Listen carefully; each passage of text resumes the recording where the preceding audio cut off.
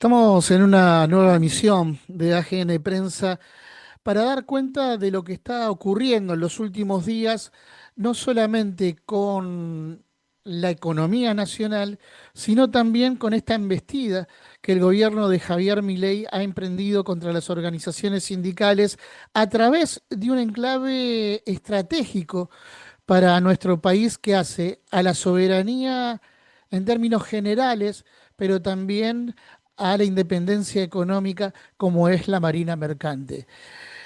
Juan Manuel, ¿dónde estamos ubicados en este contexto? Bueno, estamos ubicados en una avanzada contra los derechos de los trabajadores y de sus organizaciones, eh, que yo creo que no tiene precedentes en la historia democrática argentina, ¿no?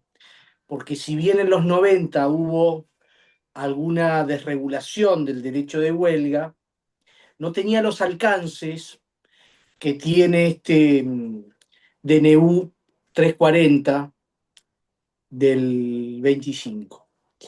Digo esto por dos o tres temas. Primero porque, por lo ridículo de esta situación, vos recordás que a partir de una iniciativa y un amparo judicial que realizó la Confederación General del Trabajo, Ujú. acreditando un interés colectivo del conjunto de los trabajadores de Argentina, se impugnó el título cuarto de lo que fue el DNU 70/23, que tenía una redacción similar a, a este, a este artículo del nuevo DNU.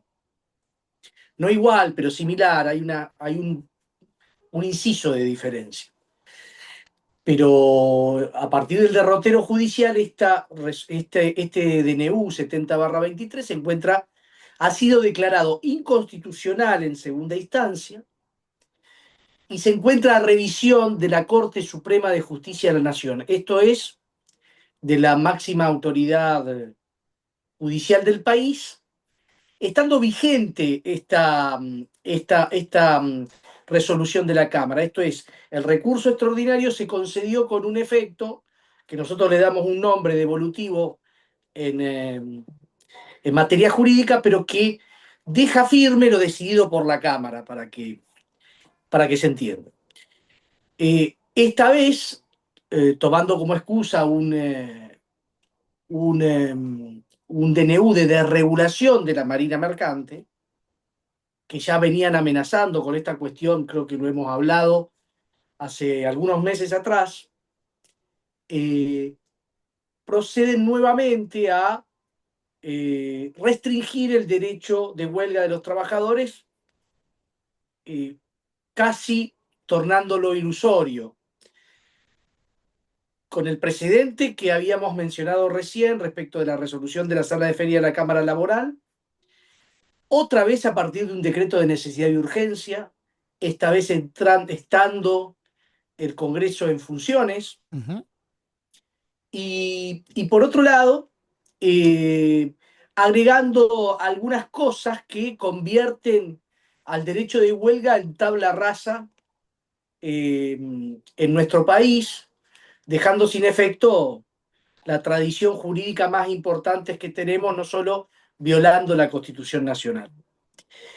En principio, este decreto establece, exorbita lo que se denomina servicios esenciales. Para la OIT, los servicios esenciales son aquellos que ponen en riesgo la vida, la salud, la seguridad de la población. Y bueno, claramente no son estos los casos. Los casos están muy bien identificados, estaban muy bien identificados en el artículo 24 original de la 25.877. Eh, Esto es la provisión de agua potable, de gas, el control de tráfico aéreo, etcétera, como se señala ahí. Bueno, se exorbitan una serie de actividades, se le extiende a casi todas las actividades y las que pueden quedar afuera, estoy hablando de actividades rurales, bancarias, educación, etcétera, se las menciona como servicios esenciales por extensión, ¿no? O de importancia trascendental. Mejor dicho, el primer inciso establece una cuota de, de dotación que habla del 75% y en este segundo caso, que pone a todas las actividades que se nos puedan ocurrir, el 50%. Debemos decir, así como decimos qué es lo que entiende la OIT y la doctrina internacional más calificada por servicios esenciales, también debemos decir que estos servicios de importancia trascendental son aquellos que deben ser declarados por una comisión independiente, como es la Comisión de Garantías creada por la ley, que no se reúne ni ha sido puesta en funcionamiento por el gobierno nacional, cuando un conflicto,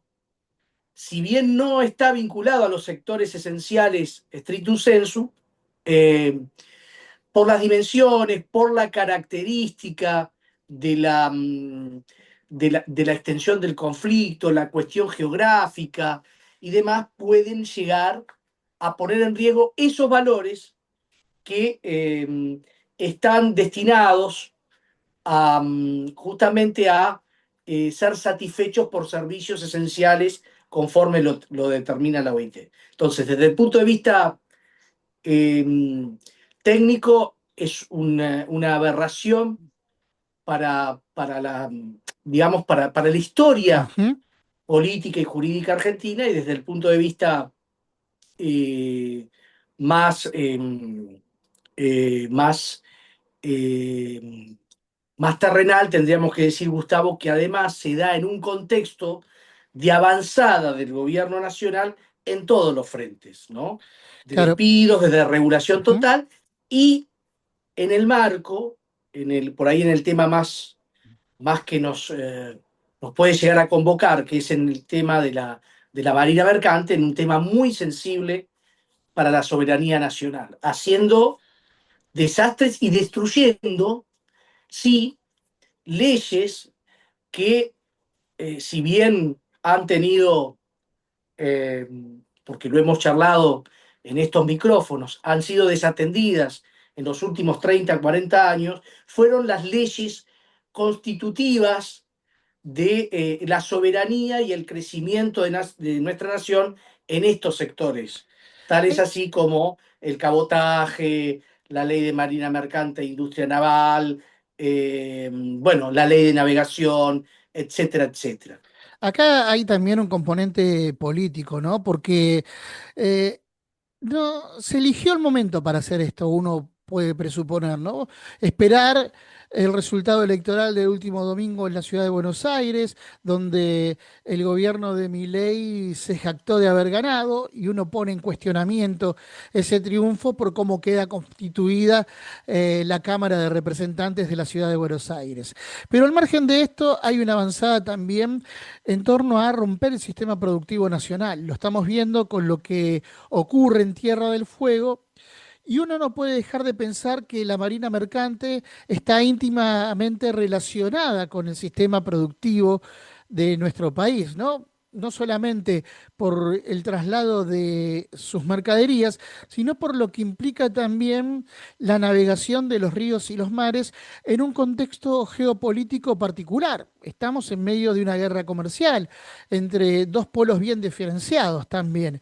Y Argentina decide prescindir de su industria nacional para dedicarse a defender al capital financiero y con eso sustentar el programa ideológico de este gobierno y al mismo tiempo para sostener esta destrucción de la matriz productiva se avanza en contra de las organizaciones sindicales. Uno puede ver acá, no sé qué pensás vos, que también hay una matriz muy parecida a lo que hizo Margaret Thatcher en Inglaterra, ¿no? Cuando se instaló el neoliberalismo, lo primero que hizo Margaret Thatcher es destruir el sistema productivo inglés, pero además también fue en contra de las organizaciones sindicales. El agravante de esta situación tiene que ver con un proceso de desintegración nacional que también propulsa el gobierno de Javier Milei, amparado por la violencia política a la cual asistimos todos los miércoles cuando se reprime a los jubilados. Bueno, todo este combo hace a lo que es hoy el programa de Javier Milei, ¿no? Y se da en este momento particular donde se avanza también a través de la propaganda que tiene el gobierno a través de sus medios adictos. Sí, evidentemente uno no puede dejar tener el contexto, de tener en cuenta el contexto. Tampoco puede, me parece un análisis muy interesante el que haces, a un confeso admirador de Margaret Thatcher. Esto también tiene ciertas similitudes. En ese caso se dio una situación también de ataque contra un sector central de lo que fue el conglomerado laboral de Gran Bretaña, que era el sector minero. Además, con una descalificación absoluta y una persecución en términos personales y institucionales del sindicato que motorizó, Ujú. que venía motorizando justamente las medidas de resistencia. Claro. Pero yo creo también que esto no solo, yo creo, Gustavo, es algo que, digamos, se da la espalda con el momento económico, geopolítico actual, como vos lo señalás bien recién, que tiene que ver con un momento de guerra económica, con un momento de la necesidad de salvaguardar eh, los intereses nacionales, de cuidar lo propio, etcétera, sino también me parece que es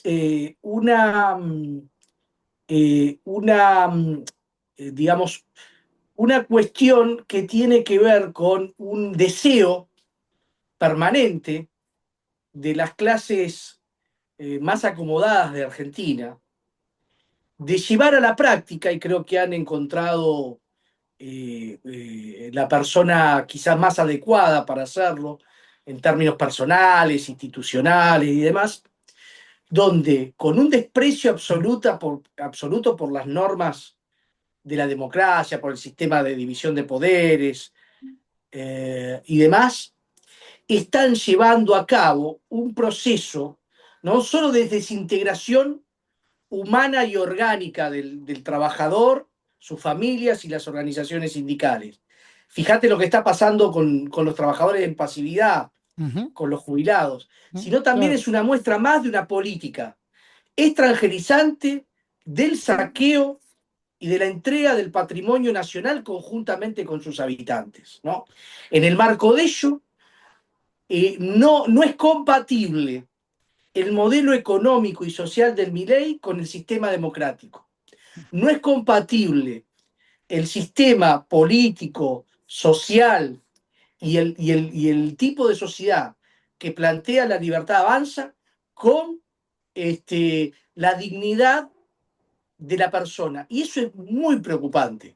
Ujú. Es muy preocupante porque lo que está en juego con estas decisiones y con estas barbaridades que esperemos que la justicia le ponga coto como ya ocurrió con el decreto 70/23, va a ser muy largo, mucho más difícil el camino con relación a esto segundo que tiene que ver con la defensa del patrimonio nacional, por ahí tiene más que ver con la huelga. Lo que se pone en riesgo es el sistema democrático en sí y Ujú. la propia credibilidad que los sectores populares del trabajo y demás tienen en el sistema democrático. Eh, Porque además, fíjate vos lo que señalás hoy con relación a Tierra del Fuego, con relación al proceso de desindustrialización, con relación a este saqueo, cómo se saquea a las clases populares, se saquea los derechos de los trabajadores, porque también los derechos forman parte del patrimonio de los trabajadores, para, como vos bien señalabas, proteger a los especuladores financieros. Tal es así que la preocupación máxima hoy del gobierno es ver cómo aquellos pocos que tienen dólares guardados pueden gastarlos o meterlos en el circuito, eludiendo las leyes fiscales, eludiendo el pago de impuestos, tornando una sociedad de una injusticia y de un oprobio que yo creo que no hemos visto hace mucho tiempo, Gustavo, y me Bueno, parece es que ponerse al margen de eh, la ley permanentemente, ¿no? absolutamente, y Y yo acá, creo que y- y- esto, además de generar una situación de repulsa con relación a los gobernantes y el sistema de representación, es un descrédito no solo para la democracia, sino para el país, digamos, para la nación como el elemento constitutivo que une a los argentinos. Ese es el tema más grave, ¿no? Me ujú. parece Ah, que los lazos de unidad que se construyeron hace 215 años están hoy en riesgo porque hoy no importa nada. No ah, importan los derechos, no importa el sistema, tampoco importan los conceptos más esenciales que hacen a una nación como es la defensa de su integridad territorial, de sus habitantes y el desarrollo como país soberano, ¿no? Hay un factor clave también que tiene que ver con la complicidad política, ¿no? Lo que vimos en el Congreso de la Nación en las últimas horas habla también de eso, ¿no? Cuando la política se asombra porque la sociedad le da la espalda, no tiene en cuenta que primero es la que le da la espalda propiamente la política. Digo, cuando el Congreso se niega a tratar un aumento mínimo para los jubilados, está dando una señal también hacia el conjunto de la sociedad que después se va a terminar replicando cuando la sociedad le contesta al no concurrir a las urnas, en base también de lo que implica la representación de este sistema democrático que da la sensación de que está dando señales de agotamiento. Hablamos de la democracia liberal tal cual la conocemos, porque pasa en Argentina y a nivel internacional también. Ahora, eh, ¿crees que estamos en un momento de repliegue táctico para las fuerzas populares o que por el contrario, en función de lo que venimos desarrollando, son las fuerzas populares con el sindicalismo a la cabeza quienes van a empezar a marcar eh, obligadamente, tal vez en este caso, no lo decimos mal, sino por cómo la coyuntura lo lleva, a tomar un contragolpe ofensivo para contrarrestar estas políticas que está llevando adelante Javier Milei? Porque da la impresión de que si no se lo para ahora, va a ser muy difícil después poder retrotraer todo lo que está aconteciendo, ¿no? En la actualidad. Mirá, Gustavo, yo creo sinceramente que no hay lugar para tacticismos ni para cuestiones que después no puedan ser reparadas ni siquiera por el tiempo. No hay repliegue, no es posible un repliegue táctico cuando te están dejando sin nada, no es posible. ¿Qué repliegue táctico pueden comprender los jubilados que tienen un sueldo de miseria y encima los representantes de la nación o algunos de ellos no son capaces ni siquiera de garantizar un mínimo pacto de supervivencia para ellos, moviendo su sueldo a algo, porque también la discusión que se daba era en términos paupérrimos, ¿no? Ujú. Lo que se iba a modificar en términos, ni siquiera eso. Entonces, eh, ¿qué nivel de tacticismo pueden esperar los trabajadores que son víctimas del proceso de desindustrialización y que encima no pueden ejercer su derecho esencial, que es un derecho humano fundamental y que viene justamente de uno de los primeros derechos, que es el derecho a la resistencia a la opresión, que es el derecho de huelga, que es una de sus manifestaciones? Yo no veo repliegue táctico, yo no veo posibilidad de que haga repliegue táctico, porque el repliegue táctico de hoy, en el presente, es el cadalso de mañana. No hay posibilidad de construir un futuro, y eso lo tenemos que entender todos, el conjunto de las clases populares, los movimientos, y ojalá también una parte, por lo menos una parte de la clase política que está tan cuestionada. No hay posibilidad de construir futuro si no resistimos la entrega del presente. Sobre este presente no hay construcción de futuro posible más allá de una situación que vamos a lamentar desde todo punto de vista. Pero creo que son momentos donde hay que tomar decisiones, donde la decisión es la decisión es la lucha en todos los campos, en el campo político, en el campo sindical, en el campo de las ideas y también en el campo judicial. Eh, la resistencia tiene que ser pacífica, como lo vienen demostrando miércoles a miércoles los jubilados, pero tenemos que ir a una movilización permanente y constante denunciando esto. Si no sostenemos este futuro, no hay posibilidad, este presente, no hay posibilidad de que tengamos futuro. El futuro es este presente que tenemos que revertir en esta situación tan grave por la que está atravesando nuestro país. Juan Manuel, le han quedado claro en esta charla los conceptos principales de lo que implican las medidas de Javier Milei. La seguimos la semana que viene, si te parece, aquí en otro encuentro en el marco de AGN y de Política y Trabajo. Gracias. Gracias, Gustavo. Hasta la semana próxima. A- Así escuchábamos a Juan Manuel Martínez Chas aquí en Política y Trabajo.